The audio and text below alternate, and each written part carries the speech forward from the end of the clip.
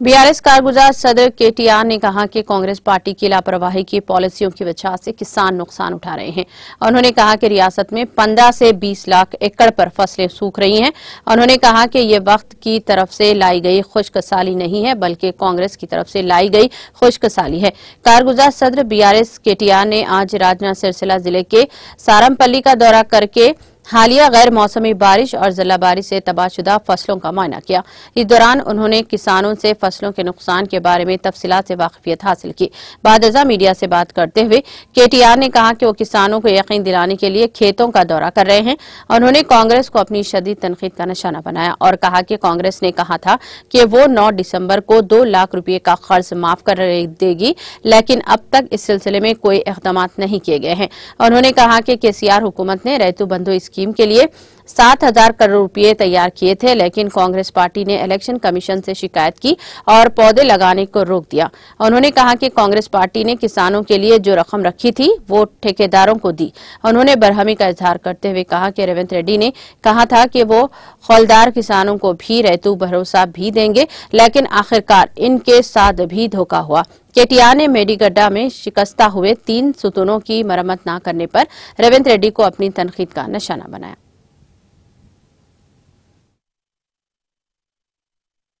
రాష్ట్రంలో ఎక్కడెక్కడైతే ఈ రోజు కాంగ్రెస్ పార్టీ యొక్క నిర్లక్ష్య విధానాల వల్ల, కాంగ్రెస్ పార్టీ యొక్క పట్టింపు లేనితనం వల్ల ఇవాళ వ్యవసాయదారులకు, రైతులకు, పట్టాదారులు కావచ్చు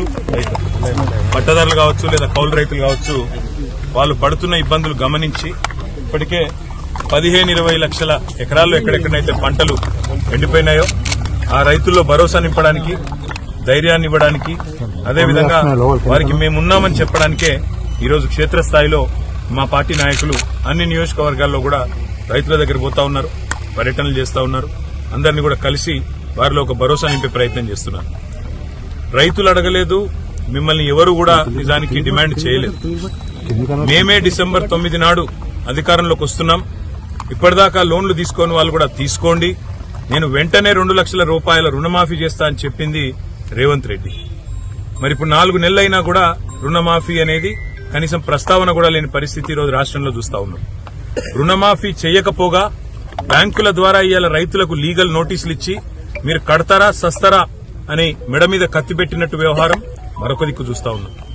ఇంకా దుర్మార్గం ఏంటంటే కేసీఆర్ గారు ఆనాడు 7,000 కోట్ల రూపాయలు తాను అధికారం నుంచి ఎలక్షన్లకు ముందు దిగిపోయే ముందు రైతుల కోసం, యాసంగి పంట కోసం 7,000 కోట్లు మరి రైతు బంధు కోసం పెట్టిపోతే ఇవాళ ఆ మొత్తాన్ని కూడా, ఆ సొమ్మును కూడా రైతులకు ఇవ్వకుండా, రైతులకు ఇప్పటి వరకు రైతు బంధు ఇవ్వకుండా కాంట్రాక్టర్ల ఖజానాలు నింపడానికి, కాంట్రాక్టర్లకు పేమెంట్లు చేయడానికి ఒక చిల్లర వ్యవహారానికి కూడా తెరదీసింది ఈ కాంగ్రెస్ ప్రభుత్వం.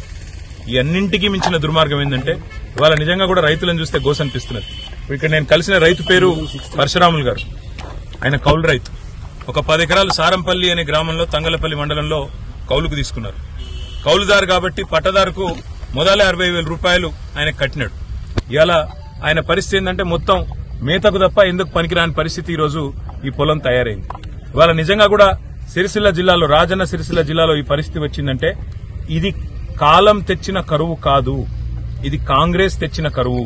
ఈ మాట నేను స్పష్టంగా ఎందుకంటున్నా అంటే పోయిన సంవత్సరం ఇదే సమయంలో ఆనాడు కాళేశ్వరం నీళ్లతో మరి మేడిగడ్డ నుంచి నీళ్లెత్తిపోసి మిడ్మానేర్ నింపి, మిడ్మానేర్ నుంచి అన్నపూర్ణ, ఆ పైకి రంగనాయక సాగర్, అక్కడి నుంచి జిల్లెల చెరువు, ఆడికెళ్లి కింద ఉండే ఈ మొత్తం ఈ గ్రామాలన్నింటిలో కూడా సారంపల్లితో సహా, నేరేళ్లతో సహా, రామచంద్రాపూర్తో సహా, చిన్నలింగాపూర్తో సహా ఈ గ్రామాలన్నిటికీ నీళ్లు ఇచ్చింది ఆనాడు కేసీఆర్ ప్రభుత్వం. కానీ ఈ రోజు రేవంత్ రెడ్డి వచ్చిన తర్వాత మేడిగడ్డలో 3 పిల్లర్లు కుంగిపోతే ఆయనకు 3 నెలలు 4 నెలలు ఇంకా కూడా ఆ 3 పిల్లర్లను రిపేర్ చేసేందుకు టైం సరిపోతలేదు. ఇలా 3 పిల్లర్ల దగ్గర గిన్న ఒక కాఫర్ డ్యాం కట్టి నీళ్లను ఇలా కిందికి ఉత్తగా సముద్రంలోకి వేస్ట్ గా పోతున్న నీళ్లను పట్టుకుని నీళ్లు గనక పైకి పంపింగ్ చేసింటే, ఈ 3 నెలల్లోనే ఆ పని చేసింటే ఇవాళ ఈ రైతుల పొలాలు ఎండకపోయిన మాట వాస్తవమా కాదా ఆలోచించమని చెప్పి నేను కోరుతున్నా. అందుకే నేను అనేది ఇది కాలం తెచ్చిన కరువు కాదు, ఇది కాంగ్రెస్ తెచ్చిన కరువు.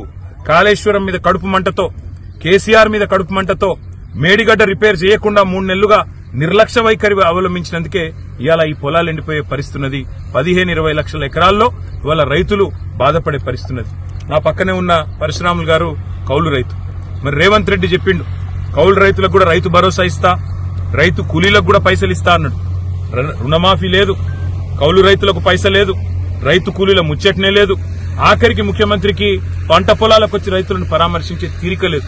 ఇప్పటి వరకు గత 4 నెలలుగా చేసింది ఏంటంటే 14-15 సార్లు ఎక్కే విమానం దిగే విమానం అన్నట్టు ఢిల్లీకి జాతరలు చేసుడు యాత్రలు చేసుడు తప్ప ఇంతవరకు రైతు పొలాల దిక్కు చూసిన పాపాన కూడా ఈ ముఖ్యమంత్రి గాని ఆయన మంత్రులు గాని పోలేదు. అందుకే రాష్ట్ర ప్రభుత్వాన్ని మేము డిమాండ్ చేస్తా ఉన్నాం. మొదలు మీరు 2 లక్షల రుణమాఫీ డిసెంబర్ 9 నాడు చేస్తామని ఏ మాట అయితే ఇచ్చిండ్రో ఆ పని వెంటనే చేయండి. దానికి మీకు ఏ కోడు అడ్డం రాదు. అవసరమైతే ఎన్నికల కమిషన్ కు ప్రత్యేకంగా లేఖ రాయండి. ఇది మా ఎన్నికల హామీ, వెంటనే నెరవేర్చాలనుకుంటున్నాం. మేము ఈ వెంటనే చేసి రైతుల్లో భరోసా నింపాలనుకుంటున్నాం. ఇప్పటికే దాదాపు 200 మంది రైతులు ఆత్మహత్యలు చేసుకున్నారు. కాబట్టి ఈ విషయంలో ప్రభుత్వం వెంటనే స్పందించాలనేది మొదటి డిమాండ్. రెండవది, ఖచ్చితంగా ఈ ప్రభుత్వం చేయవలసింది మీరిచ్చిన మాట ప్రకారం రైతు భరోసా ఏదైతే 15,000 రూపాయలని మీరు చెప్పినరో, కేసీఆర్ 10,000 ఇస్తుండు, నేను 15,000 ఇస్తా అన్నావు. ఆ 15,000 కూడా ఇచ్చి మీరు మాట నిలబెట్టుకోవాలనేది రెండో డిమాండ్. మూడవది ముఖ్యమైనది, కౌలు రైతులకు రైతు కూలీలకు పైసలు ఇస్తా అన్నావు, వెంటనే ఇవ్వాలని చెప్పి కూడా మేము డిమాండ్ చేస్తా ఉన్నాం.